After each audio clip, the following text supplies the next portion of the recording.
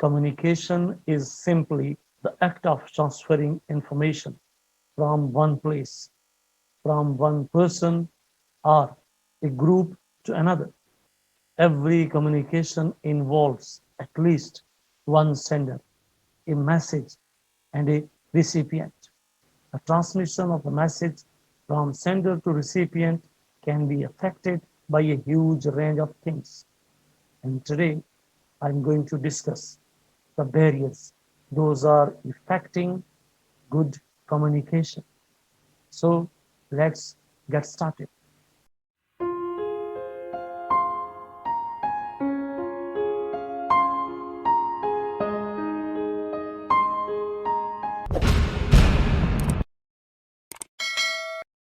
The principal barriers to communicating on health and safety issues arise from both the communicator and the receiver.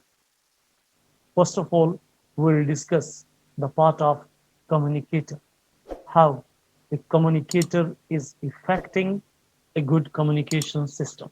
It may include trying to communicate at the wrong level, making assumptions as to people's understanding, lack of authority, poor verbal skills, poor written skills, lack of enthusiasm, personality clashes, or inappropriate messages.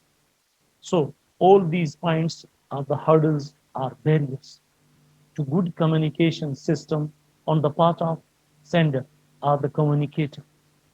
Let us discuss now the part of receiver, how a receiver is affecting good communication. Maybe health problems, poor eyesight, poor hearing, language difficulties, reading difficulties, learning difficulties, lack of interest and distraction, boredom, misunderstanding, failing to ask when not sure, or poor listening skills. In this way, you can understand easily there are barriers to good communication from both sides, from the communicator as well as from the recipient. Dear friends and colleagues, you are on the platform of Safety First Life. And today we are discussing about barriers to good communication. Communication will also fail if there is a difference in attitude or experience between the communicating party, or if there are outside influences during the communication process, such as physical noise, heavy traffic, constantly ringing telephones, people talking to you while you are reading a memo, etc. A poor telephone connection, illegible handwriting. These features of the setting in which the communication takes place, which interfere with the accurate transfer of information, are collectively known as noise. If you are interested to know about noise, please click on the link that is appearing on your screen now. Jargon is also a communication barrier. And remember, there are two types of jargon. There is the expression which members of the particular group use simply because it has become the custom.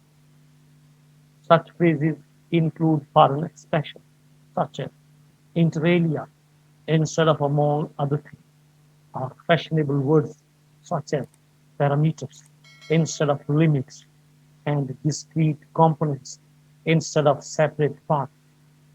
Expressions of this kind serve only to obscure rather than reveal the ideas, and you should avoid them while you are communicating, while you are conducting a safety training session. The second kind of jargon is more positive. In any specialized occupation or area of interest, new concepts will emerge, which people refer to by specific groups of words. If a theater critic talks of an alienation effect, or a Scotist refers to sensory deprivation, other members of the same group will know what he is describing. Those outside the group may have difficulty in understanding, and they will have to learn the special meaning to participate in the group. Language of this kind is acceptable where it is the clearest way of expressing the idea or phenomena it names, and where it is used to other members of the group who will understand it without question. However, where you are communicating as a specialist with a layman, for example, when explaining a technical issue to an employee, you should always be careful to explain such terms when you first use them, or translate the terms into ordinary language. Another barrier to good communication is level of language. Try to match your vocabulary to the receiver of the communication. Avoid complex and technical terms which may not be understood, but at the same time, avoid giving the impression of talking down to your audience. If you are communicating with a fellow professional who will understand technical terms, then by all means use them as a way of saving time. Otherwise, use a simple, clear style to explain points briefly and directly. As you know, perception level is different with different people, and this is also a barrier in good communication. Perception is an important part of communication. People will hear or read what they want to and not what is intended. A common failing in examination. We interpret what is within our experience, and this may not be what is required. In matters concerning health and safety, we are often talking to managers and staff who have no knowledge of safety and don't think in the same way as a safety advisor or a safety officer. So we have to explain why a situation is a hazard, what the consequences are to an injured person and to the company. The fact that there has never been an accident is no reason to think that it can never happen. Another important point and communication barrier is selective reception. Our senses are continuously receiving information and the brain is processing it. However, we cannot keep our mind continuously on all that is coming to us. We use a filter mechanism. This is similar to dividing a product by passing it through a selection of sieves. Each sieve catches a particular size fraction. Information passed to higher levels of management is also filtered. From all the information available, only the vital elements are passed on. Let us understand now how emotions affect good communication. An anxious or excited person cannot usually communicate effectively. This affects all four of the communication skills: writing, reading, speaking, and listening. Shut out your own emotional response to a message if that seems to be interfering with understanding.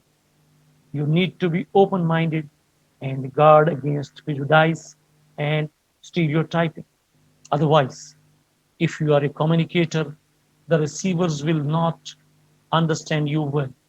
And if you are a receiver, you will not understand what exactly the communicator is going to deliver. So, in both cases, emotions should be under control. Another very important point and a barrier to good communication is human sensory receptors and their reaction. As you know very well, the natural senses are sight, hearing, taste, smell, and touch. These have been called the windows of the soul. Some regard intuition as a sixth sense. Personal safety involves reacting to the signals sent by our human sensory receptors to the brain. For example, we actually see with our brains rather than with our eyes. Our eyes send small electrical signals to the brain, where the visual image is constructed and interpreted. So you must know the human sensory receptors and their reaction. Each of our senses works in the same way by sending signals to the brain. There is a time interval between the signal being sent from the sensory receptor and the brain making us aware of the situation. Our senses are the main way in which we get warning of personal danger. If there is a sensory defect, you can say this will be the number one communication barrier. You will be aware on occasion of not seeing or hearing something which was very plain to someone else. Your wife or husband may complain about your sensory defects, none so deep as those who don't want to hear, is a fairly common statement. Sensory defects increase with age and failing health. Some people need spectacles and hearing aids, and you should have a general idea of why this could be so. The safety practitioner probably needs to be more concerned about those who don't know that they have sensory defects or try to forget that they have them. We also have the ability to shut out those things that we are not interested in. That is, screen out those things that we consider not worth concentrating on at the moment.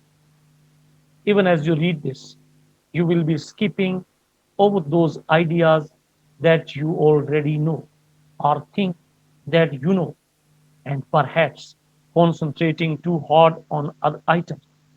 We have to do this in life. A worker is able to filter out noises in a workshop when driving a car or a work machine or typing at the computer.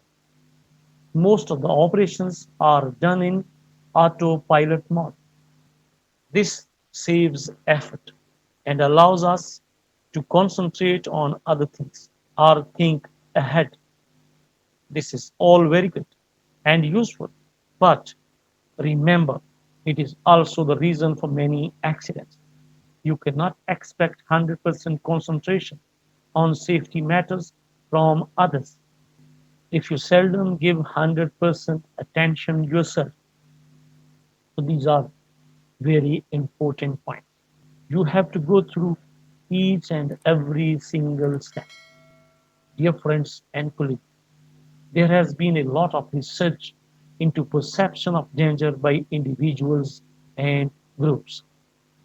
This research shows that there is a clear distinction between how we perceive risk to personal safety, dangers to health, and dangers to society. Individuals who engage in hazardous sports and activities may be very reluctant to take even a small risk in the work situation. It is worth considering the factors involved in perception.